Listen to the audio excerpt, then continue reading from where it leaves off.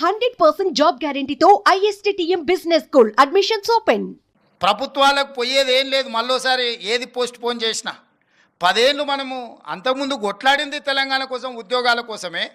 తెలంగాణ వచ్చినాక ఉద్యోగాలు భర్తీ చేయట్లేదని కొట్లాడింది మనమే. ఇవాళ ప్రభుత్వం ఒక క్యాలెండర్ డేట్స్ ప్రకారం గ్రూప్ 1 కానీ, డిఎస్సి కానీ, గ్రూప్ 2 కానీ, గ్రూప్ 3 కానీ పకడ్బందీగా ఒకదానికొకటి ఇబ్బంది జరగకుండా ఒక ప్రణాళికబద్ధంగా పరీక్షలు నిర్వహిస్తుంటే ఇప్పుడు ఆశ్చర్యకరంగా పరీక్షలు వాయిదా వేయండి అని కొట్లాడుతున్నారు. ఇంతకాలం 10 ఏళ్ళు మనం కొట్లాడింది పరీక్షలు పెట్టండి, పరీక్షలు పెడతారా లేదా, మేము ముదిరిపోతున్నాం, బెండకాయ ముదిరిపోయిన పిల్లగానికి వయసు మీద పడ్డ దేనికి పనికి రాకుండా పోతాడని ఇంతకాలం కొట్లాడి ఇప్పుడు అంటారు లేదు నువ్వు వాయిదా లేయని. డిఎస్సి నోటిఫికేషన్ 2 సంవత్సరాల కింద ఇచ్చిన నోటిఫికేషన్, 2 సంవత్సరాల నుంచి డిఎస్సి నోటిఫికేషన్ పరీక్షలు నిర్వహించకపోవడం వల్ల పిల్లలందరిలో అన్రెస్ట్ పేరుకుపోయింది. 2 ఏళ్ళ నుంచి వాళ్ళు డిఎస్సి కోసం ప్రిపేర్ అవుతున్నారు. ఇప్పుడు నేను డిఎస్సి ఫలానా డేట్ నాడు పెడతా అంటే లేదు మాకు చదువుకోవడానికి సమయం కావాలి, దాన్ని కూడా కొంచెం వాయిదా వేయండి అంటారు. అరే రామ, 10 ఏళ్ళు నోటిఫికేషన్ రాలేదన్నారు, 2 ఏళ్ళ కింద డిఎస్సి నోటిఫికేషన్ వచ్చింది, 2 ఏళ్ళ నుంచి వాయిదాలు పడుతూనే వచ్చింది. ఈ 2 ఏళ్ళలో పిల్లలు చదువుకోలేదా? మళ్ళీ ఇప్పుడు వాయిదా వేస్తే అదనంగా చదువుకునేది. మేమేం సిలబస్ మార్చలేదే, పరీక్ష విధానాన్ని మార్చలేదే మీరు నేర్చుకోవడానికి. అంటే కేవలం కొన్ని రాజకీయ శక్తులు, కొన్ని కోచింగ్ సెంటర్ల యజమానులు ఆన్ టైంలో పరీక్షలు అయిపోతే నష్టం జరిగేది రాజకీయ నిరుద్యోగులకు, ఎస్టాబ్లిష్ చేసుకున్న కోచింగ్ సెంటర్లకు. ఎందుకంటే ఏ పరీక్షలు ఆ పరీక్షలు అయిపోతే పిల్లలు ఈ ఉద్యోగం రాకపోతే వాడు ఇంకో దానికి వెళ్ళిపోతాడు ఆటోమేటిక్గా. ఊర్లో పోయి వ్యవసాయం చేసుకుంటాడు, ఇతర ఉద్యోగాలకు పోవాలనుకున్న వాళ్ళు ఇతర ఉద్యోగాలకు పోతారు. డిఎస్సి రాస్తే ఒకవేళ గవర్నమెంట్ టీచర్ ఉద్యోగం రాకపోతే ప్రైవేట్ స్కూల్లోనైనా జాయిన్ అవుతాడు. ఇతర బాధ్యతలు, ఇతర ఉద్యోగ ఉపాధి అవకాశాలు చూసుకుంటే నష్టపోయేది ఎవరయ్యా అంటే ఈ లక్షలాది మంది నిరుద్యోగుల ప్రాతిపదికన కోచింగ్ సెంటర్లు పెట్టుకున్న వాళ్ళకి నష్టం. కోచింగ్ సెంటర్ యజమాని ఆమరణ నిరాహార దీక్ష చేస్తా అంటారు పరీక్షలు వాయిదా వేయమని. నేను అడిగిన ఆయన హాల్ టికెట్ ఏముందో తీయరా, దేనికి రాసిండో పాపం మాట్లాడదామని. లేదు సార్, ఆయన కోచింగ్ సెంటర్ ఉంది, ఆయనకు 2 నెలలు పోస్ట్ పోన్ చేస్తే డిఎస్సి 100 కోట్లు లాభం వస్తుందంట, 2 నెలలు ఆయనకు 100 కోట్ల ఆదాయాన్ని మీరు దెబ్బతీసారట అని ఒక్క ఆయన గురించే చెప్పారు. ఇంకొక ఆయన దీక్షకు కూర్చున్నాడు.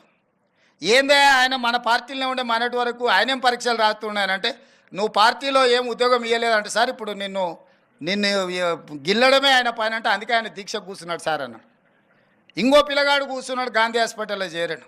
అరే పాపం నాకు తెలిసినోడే పిల్లగానికి ఏమన్నా కానీ ఏం పరీక్ష రాస్తుండే, అవసరం అయితే స్పెషల్ కోచింగ్ అని ఇప్పిద్దామంటే ఆయన ఏం పరీక్ష రాస్తున్నాడు సార్, ఆయనకు లీడర్ చెప్పిందంటే నువ్వు చేస్తే బాగా పేరు వస్తుంది, నీకు నేను చూసుకుంటా పో అని. నిన్న మన 3 దీక్ష చేస్తే 3 గురించి వివరాలు తెప్పించినాను. ఆ 3లో ఏ ఒక్కడు కూడా ఏ పరీక్ష రాస్తలేడు. ఏ పరీక్షలు రాయనోడు, ఏ ఉద్యోగానికి పోటీ పడనోడు నిర్వహిస్తున్న పరీక్షల్ని వాయిదాలు వేయండి అని చెప్పి దీక్షలు చేస్తారు. ఇది ఒక విచిత్రమైన పరిస్థితి. అదేవిధంగా జాబ్ క్యాలెండర్ ప్రకారం జాబ్ క్యాలెండర్ రేపు అసెంబ్లీలో డిక్లేర్ చేస్తా అని చెప్పిన. ఇంతకుముందు 10 ఏళ్ళు ఏ పొజిషన్లో అయినా గ్రూప్ 4 కావచ్చు, గ్రూప్ 3 కావచ్చు, గ్రూప్ 2 కావచ్చు, గ్రూప్ 1 కావచ్చు, ఆర్ అదర్ డిఎస్సి కావచ్చు, పారామెడికల్ కావచ్చు, గురుకుల్ కావచ్చు, లేకపోతే పోలీస్, దాంట్లో ఎప్పుడు ఉద్యోగ నోటిఫికేషన్లు వస్తాయో ఎప్పుడు నియామకాలు జరుగుతాయో తెలియదు. ఎవ్రీ ఇయర్ మార్చి 31 లోపల అన్ని శాఖలలో ఉండే ఖాళీలను తెప్పించి జూన్ 2 లోపల నోటిఫికేషన్లు ఇచ్చి డిసెంబర్ 9 లోపల సంవత్సరంలో ఉండే ఖాళీలను అన్ని భర్తీ చేయడానికి జాబ్ క్యాలెండర్ని తీసుకొస్తున్నాం, దాని చట్టబద్ధత చేస్తున్నాం. ఎవ్రీ ఇయర్ ఎందుకు మీకు యూపీఎస్సీ రిజల్ట్స్ వస్తాయి, ఐఏఎస్, ఐపీఎస్, ఐఎఫ్ఎస్, ఐఆర్ఎస్ ఏవైతే సివిల్ సర్వెంట్స్ ఉద్యోగాలు ఉన్నాయో అన్ని ఖాళీలు ప్రతి సంవత్సరం క్రమ పద్ధతిలో తెప్పించి క్రోడీకరించి క్యాలెండర్ డేట్స్ ప్రకారం ఆటోమేటిక్గా పరీక్షలు నిర్వహించేటట్టు ఉద్యోగాలు ఇచ్చి ఒక సిస్టమ్ డెవలప్ అయింది యూపీఎస్సీ. నేనే స్వయంగా యూపీఎస్సీ చైర్మన్ దగ్గర పోయి 4 గంటలు కూర్చొని మా అధికారులను తీసుకెళ్ళి కూర్చొని మీరు ఎక్కడ కూడా చిన్న ఆరోపణ లేకుండా ప్రతి సంవత్సరం ఏ విధంగా మీరు పరీక్షలు నిర్వహిస్తున్నారు, ఇన్ని లక్షలాది మందితో పరీక్షలు చేసినా కూడా మీకు ఎందుకు ఎలాంటి ఆరోపణలు లేకుండా ప్రతి సంవత్సరం మీరు పరీక్షలు నిర్వహించగలుగుతున్నారు అంటే వాళ్ళు క్లియర్గా అటానమస్గా వాళ్ళు పనిచేస్తున్నారు, పొలిటికల్ ఇన్ఫ్లుయెన్స్ లేకుండా. చిన్న ఆ ఉద్యోగిలో డెప్యుటేషన్ మీద తీసుకునే ఉద్యోగి మీద చిన్న అనుమానం వచ్చినా next minute they are surrendering that employee.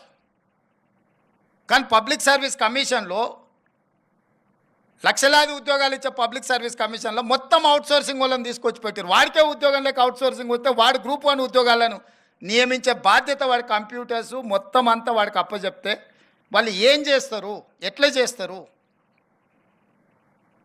నియమించిన పబ్లిక్ సర్వీస్ కమిషన్ మెంబర్లను మీరు చూడండి. ఒక ఆయన ఆర్ఎంపీ డాక్టరే. ఆర్ఎంపీ డాక్టర్ అంటే గ్రూప్ 1 ఉద్యోగిని ఇంటర్వ్యూ చేసి డిసైడ్ చేస్తాడంట. అంటే ఆశ్చర్యకరమైన పరిణామాలు తెలంగాణ రాష్ట్రం వచ్చిన తర్వాత గతంలో జరిగినాయి. అందుకే స్పష్టంగా గ్రూప్ 1 ఉద్యోగిని ఒకవేళ నియమించాలంటే, సిలబస్ ఫైనల్ చేయాలంటే, లేదంటే ప్రొఫెసర్స్తో మాటని క్వశ్చన్ బ్యాంకింగ్ రెడీ చేయాలంటే ఆ పని చేసేవాడు అంతకంటే కొంచెం పై చదువు ఉన్నోడు, జ్ఞానం ఉన్నోడు, అవగాహన ఉన్నోడు అందులో ఉండాలన్నది నా ఆలోచన. నిరుద్యోగులకు రాజకీయ పార్టీలలో మేము ఉద్యోగం ఇవ్వలేదు, మేము టికెట్ ఇవ్వలేదు అంటే వాళ్ళని తీసుకొచ్చి పబ్లిక్ సర్వీస్ కమిషన్ మెంబర్ని చేస్తే వాళ్ళ ఆలోచన ఏముంటుంది, వాళ్ళ విజ్డమ్ ఏముంటుంది? నాకేం పని లేదో నాకు ఒక ఆయన ఉద్యోగం కనిపిస్తే నేను కూడా నాకు తెలిసిన ఏం పని లేనోనికి ఇంకో ఉద్యోగం ఇద్దామనుకుంటా. కష్టపడి చదివి ఒక లెవెల్కి వచ్చి ఒక మంచి ఉద్యోగంలో వస్తే అతనికి ఒక బాధ్యత ఇస్తే, అరే చదువుకున్నోనికి కష్టపడ్డానికి ఆ విలువేందో నాకు తెలుసు కాబట్టి నేను కూడా అలాంటి నియమించాలనుకుంటాడు తప్పితే రాజకీయ పునరావాస కేంద్రాలుగా ఇవి మారకూడదు. విద్యా సంస్థలు ఏవి కూడా రాజకీయ పునరావాస కేంద్రాలుగా మారకూడదు అనేది నా ఆలోచన, మా ప్రభుత్వం యొక్క విధానం. అందుకే మీకు అందరు కొంత కఠినంగా అనిపించిన పరీక్షలు నిర్వహించే విధానంలో ఒక స్పష్టత పెట్టుకొని ముందుకెళ్తున్నాము.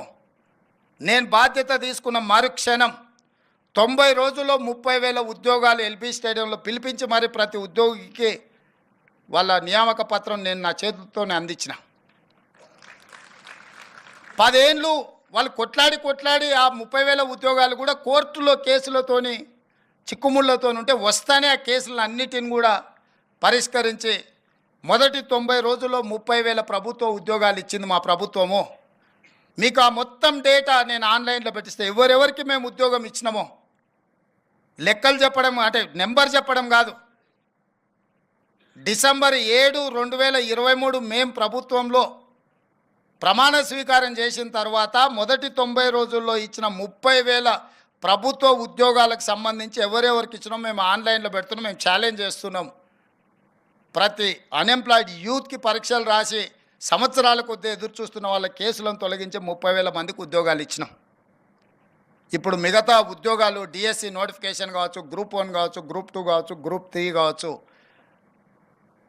ఈ ఇయర్ ఎండ్ లోపల వాళ్ళ అన్ని పరీక్షలు నిర్వహించి వాళ్ళ నియామకాలు పూర్తి చేయాలని ఒక ఆలోచనతోని మేము ముందుకు వెళ్తున్నాము. సుమన్ టీవీలో మీ పర్సనల్ అండ్ బిజినెస్ ప్రమోషన్స్ కోసం కింది నెంబర్కి కాంటాక్ట్ చేయండి.